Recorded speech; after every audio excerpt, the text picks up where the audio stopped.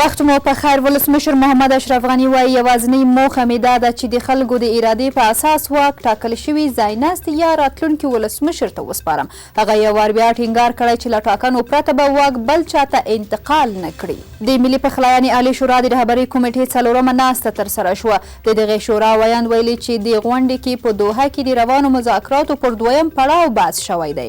افغانستان د سولې پروسې بریالیتوب لپاره د نړیوال ملاتړ جلبولو لپاره کمپاین پیل کړی. د بهرنیو چارو وزارت ویلي چې دغه کمپاین قطر ته د افغانستان اسلامي جمهوري دولت پلاوي له سفر وروسته پیل شوی دی. د عامې روغتیا وزارت خبر ورکوي چې په تیرو 24 ساعتونو کې د کرونا وایرس 84 نورې مثبتې پیښې ثبت شوي، 12 تنه مړه او 300 نور ترې رغېدلي دي. او پاکستان د 40.5 میلیونه کالدارو په ارزښت د طالبانو د پخواني مشر اختر محمد منظور شتمني لیلام کړه. پاکستاني رسنۍ وایي له لیلام شوي شتمنۍ څخه په لاس راغلي پیسې د پاکستان خزانې ته انتقال شوي دي.